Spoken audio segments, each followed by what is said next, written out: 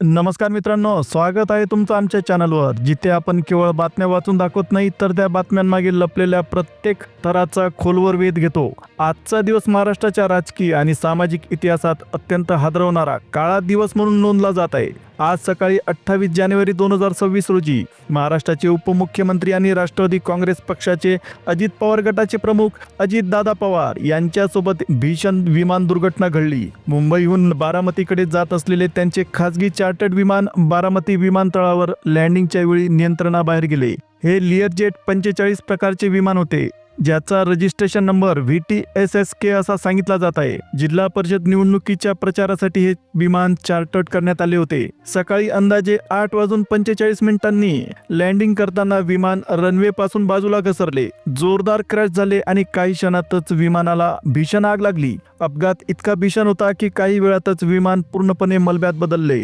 अपघात स्थळावरून दाट काळा धूर आणि भडकणाऱ्या ज्वाळा दूरवरून दिसत होत्या. घटनेची माहिती मिळताच अग्निशमन दल, पोलीस प्रशासन आणि वैद्यकीय पथक तात्काळ घटनास्थळी दाखल झाले. संपूर्ण परिसर सुरक्षेच्या कारणास्तव बंद करण्यात आला. ही दुर्घटना नेमकी कशी घडली? तांत्रिक बिघाड होता की हवामानाचा परिणाम होता की याच्या मागे घातपात होता? याचा तपास संबंधित यंत्रणांकडून सुरू करण्यात आलेला आहे. हा अपघात समोर येताच प्रत्येकाच्या मनात एकच प्रश्न उभा राहिला, खरंच अजितदादा पवार विमानात होते का? सुरुवातीच्या काही मिनिटांमध्ये परिस्थिती पूर्णपणे अस्पष्ट होती. काही वृत्तवाहिन्या आणि सोशल मीडियावर असं सांगितलं जात होतं की खासगी चार्टर्ड विमान असलं तरी कदाचित अजित पवार स्वतः त्या विमानात नसतील. त्यामुळे लोकांमध्ये आशा आणि संभ्रम दोन्ही तयार झाले होते. मात्र काही वेळातच एका मागोमाग एक अपडेट्स येऊ लागले आणि परिस्थिती अतिशय गंभीर बनली. प्राथमिक माहितीनुसार आणि काही मुख्य माध्यमांच्या रिपोर्टनुसार अजितदादा पवार हे त्या विमानातच प्रवास करत होते अशी माहिती समोर आली. त्यांच्यासोबत एकूण 6 जण होते. 2 अनुभवी पायलट, 1 PSO म्हणजेच वैयक्तिक सुरक्षा रक्षक, 1 केबिन अटेंडंट आणि 1 ते 2 स्टाफ सदस्य. हा प्रवास पूर्णपणे नियोजित आणि बारामतीत जिल्हा परिषद निवडणूक प्रचारासाठी ते निघाले होते. दरम्यान DGCA आणि काही वरिष्ठ अधिकाऱ्यांच्या हवाल्याने असं सांगितलं जात आहे की या भीषण दुर्घटनेत विमानातील सर्व प्रवाशांचा मृत्यू झाला. या संदर्भात अंतिम आणि लेखी अधिकृत पुष्टीची प्रक्रिया सुरू असल्याचं सुद्धा सांगितलं जात आहे. बारामतीतील जवळचे सहकारी किरण गुज्जर यांनी माध्यमांशी बोलताना सांगितलं की घटनास्थळावरून सर्व 6 जणांना बाहेर काढण्यात आलं, मात्र त्यांची अवस्था अत्यंत गंभीर होती. प्रशासन आणि तपास यंत्रणा सध्या सर्व गोष्टींची शहानिशा करत असून मृत्यूची अधिकृत घोषणा संबंधित अधिकाऱ्यांकडूनच केली जाईल असं स्पष्ट सांगण्यात आलं आहे. या बातमीमुळे संपूर्ण महाराष्ट्रात शोककळा पसरली असून राजकीय वर्तुळासह सर्वसामान्य नागरिक सुद्धा अतिशय हादरून गेले. घटनास्थळावरून काढण्यात आलेले फोटो अतिशय अंगावर काटा आणणारे आहेत. दुर्घटनेची तीव्रता किती भयानक होती याची जाणीव आपल्याला त्या दृश्यांमधून दिसून येते. विमानाचा मलबा संपूर्ण परिसरात विखुरला गेला. इतका भीषण अपघात झाला की खरंच विमान होतं का यावर विश्वास बसणं सुद्धा कठीण झालं. सर्वत्र फक्त जळालेले अवशेष, काळा धूर आणि आगीचं चिन्ह दिसत होतं. काही ठिकाणी अजूनही धुराचे लोळ उठताना दिसले. अपघाताच्या वेळी आग किती प्रचंड होती याचा आपल्याला अंदाज येऊ शकतो. प्राथमिक माहितीनुसार क्रॅश झाल्यानंतर काही सेकंदातच विमानाला भीषण आग लागली असावी, ज्यामुळे संपूर्ण विमान जळून खाक झालं. विमानाचा पुढचा भाग पूर्णपणे नष्ट झाला आहे, तर मागील बाजूचा काही भाग ओळखू येण्यासारखा उरलेला आहे. विशेष म्हणजे इंधन टाकीचा भाग आणि काही धातूचे तुकडे सध्या दिसत आहेत. घटनास्थळी अग्निशमन दलाच्या अनेक गाड्या तैनात करण्यात आलेल्या असून पोलीस आणि प्रशासनाची मोठी टीम उपस्थित आहे. आग विझवण्यासाठी युद्ध पातळीवर प्रयत्न सुरू झालेले आहेत आणि आता आगीवर बऱ्याच प्रमाणात नियंत्रण मिळवण्यात यश आलं आहे. मात्र सुरुवातीचे दृश्य इतके भयानक होते की काही काळ परिसरात कुणालाही जाण्याची परवानगी देण्यात आली नव्हती. संपूर्ण भाग सील करण्यात आला होता. फॉरेन्सिक आणि तांत्रिक तपासणीसाठी तज्ज्ञांची टीम बोलवण्यात आली. यावरून आपण म्हणू शकतो की दुर्घटना किती मोठी होती. सगळ्यांचंच म्हणणं आहे की हा आपल्या महाराष्ट्रासाठी आणि देशासाठी अतिशय मोठा धक्का आहे. अपघात पाहिल्यावर आपलं मन सुन्न होतं, कारण या दुर्घटनेची भीषणता थेट आपल्या समोर येते. मलब्यातून अजूनही धूर उठताना दिसत आहे. खाली विमानाचे जळालेले अवशेष अस्तव्यस्त पडलेले आहेत. धातूचे तुकडे, जळालेले साहित्य आणि काळी पडलेली जमीन पाहून कित्येकांना धक्काच बसला. आता ही दुर्घटना किती तीव्र होती यावरून आपल्याला याचा अंदाज येतो. प्राथमिक अंदाजानुसार लँडिंगच्या वेळी जोरदार धमाका झाला असावा आणि त्यानंतर काही सेकंदातच विमानाला भीषण आग लागली असावी. या आगीत संपूर्ण विमान जळून खाक झालं. अपघातानंतर काही वेळातच स्थानिक नागरिक घटनास्थळी जमा झाले आणि अनेकांनी मोबाईलवरून फोटो काढले. सध्या घटनास्थळी पांढरा धूर उठताना दिसत असून आग पूर्णपणे नियंत्रणात आणण्यात आली आहे. फायर ब्रिगेडच्या गाड्यांची संख्या वाढवण्यात आली आहे. पोलिसांनी संपूर्ण दुर्घटना घटनास्थळ ताब्यात घेतलेलं आहे. सुरक्षेच्या कारणास्तव स्थानिक नागरिकांना आणि माध्यमांना ठराविक अंतरावर ठेवण्यात आलेलं आहे. पण या ठिकाणी सगळ्यात मोठं दुर्दैव म्हणजे तपासादरम्यान कोणीही जिवंत आढळलं नाही. हा केवळ अपघात नाही तर संपूर्ण महाराष्ट्रासाठी एक मोठा धक्का आहे, ज्याचे पडसाद राजकीय, सामाजिक आणि मानवी पातळीवर दीर्घकाळ जाणवतील. अजितदादा पवार हे महाराष्ट्राच्या आधुनिक राजकारणातील अत्यंत प्रभावशाली, ताकदवान आणि कायम चर्चेत राहिलेले नेते म्हणून ओळखले जातात. त्यांचे व्यक्तिमत्व जितके प्रभावी होते तितकेच ते वादग्रस्त सुद्धा होते. बारामती ही केवळ त्यांचं मतदारसंघ नव्हतं तर त्यांची राजकीय प्रयोगशाळा मानली जाते. शरद पवार यांचे पुतणे म्हणून सुरुवातीला त्यांची ओळख निर्माण झाली असली तरी सुद्धा पुढील काळात त्यांनी केवळ पवार घराण्याचा वारस न राहता स्वतःची स्वतंत्र आणि ठळक राजकीय ओळख तयार केली. युवक काँग्रेसमधून त्यांनी राजकारणाची पायाभरणी केली आणि 1991 साली बारामती विधानसभा मतदारसंघातून पहिल्यांदा निवडणूक लढून महाराष्ट्राच्या विधिमंडळात प्रवेश केला. त्यानंतर सलग अनेक दशकं ते आमदार म्हणून निवडून येत राहिले, जे त्यांच्या स्थानिक वर्चस्वाचं मोठं उदाहरण मानलं जातं. महाराष्ट्राच्या राजकारणात अजित पवार यांना प्रशासक नेता म्हणून ओळखलं जातं. वित्त, सिंचन, ऊर्जा, ग्रामविकास, सार्वजनिक बांधकाम यासारखी अत्यंत महत्त्वाची आणि संवेदनशील खाती त्यांनी अनेक वेळा हाताळली. विशेष म्हणजे अर्थमंत्री म्हणून त्यांनी तब्बल 9हून अधिक वेळा राज्याचा अर्थसंकल्प सादर केला, जो महाराष्ट्राच्या राजकीय इतिहासातील एक विक्रम मानला जातो. त्यांच्या कामाची पद्धत कठोर, शिस्तबद्ध, थेट आणि अनेकदा आक्रमक असल्याची प्रतिमा होती.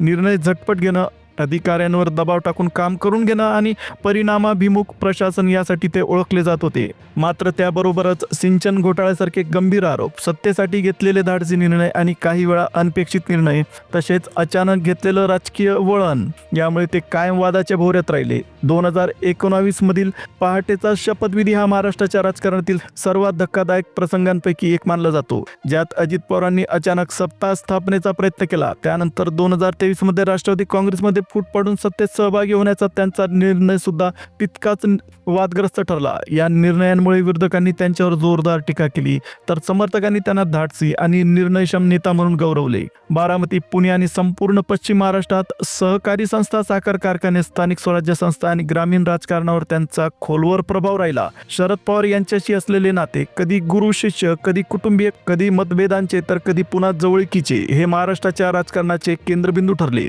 पुन्हा जवळीक आणि पुन्हा दुरावा या सगळ्यांमुळे पवार कुटुंबाचे राजकारण कायम चर्चेत राहिले. कधी बंडखोर, कधी सत्तेचा कणा तर कधी राजकीय कोडं ठरणारे अजित पवार हे महाराष्ट्राच्या राजकारणातील एक स्वतंत्र, प्रभावी आणि विस्मरणात न जाणारे नेते मानले जातात. अजित पवार हे महाराष्ट्राच्या राजकारणातील प्रमुख आणि निर्णायक नेते होते. शरद पवारांचे पुतणे बारामतीचे अभेद्य नेतृत्व आणि अनेकदा उपमुख्यमंत्री म्हणून राज्याच्या सत्ता केंद्रात असलेला चेहरा अशी त्यांची ओळख होती. त्या दिवशी सकाळी ते मुंबईहून उड्डाण करून बारामतीकडे निघाले होते. बारामतीत त्यांचा संपूर्ण दिवसाचा कार्यक्रम नियोजित होता. निवडणूक प्रचार, बैठकांपासून ते स्थानिक नेत्यांशी चर्चा अशा अनेक घडामोडी ठरलेल्या होत्या.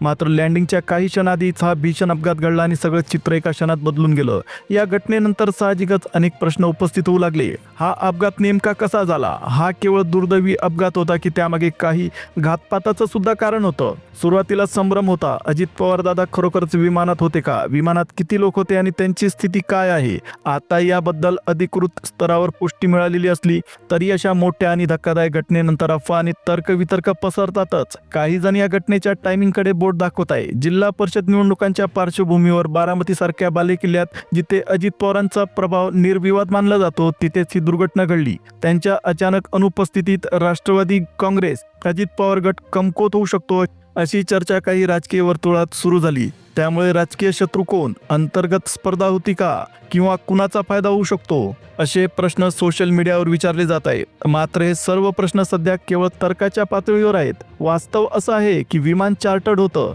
त्याची देखभाल कशी होती? तांत्रिक स्थिती काय होती? आग इतकी तीव्र होती का? आणि अपघातानंतर कोणीही वाचलं नाही, हे सगळे मुद्दे तपासाचा भाग आहेत. DGCA आणि संबंधित यंत्रणांचा अधिकृत तपास सध्या सुरू आहे. प्राथमिक रिपोर्टनुसार हा लँडिंग दरम्यान घडलेला अपघात असल्याचं सांगितलं जात आहे. रनवे पासून घसरणे, हवामान, तांत्रिक बिघाड किंवा मानवी चूक अशी संभाव्य कारणे तपासली जात आहेत. सध्या तरी घातपाताचा कोणताही ठोस किंवा अधिकृत पुरावा समोर आलेला नाही. तरी सुद्धा अनेकांचं म्हणणं आहे की हा घातपात असण्याची शक्यताच मोठी. मात्र जेव्हा इतका मोठा आणि प्रभावशाली नेता अचानक अशा प्रकारे आपल्यातून निघून जातो, तेव्हा समाज मनात शंका आणि प्रश्न निर्माण होणं स्वाभाविक आहे.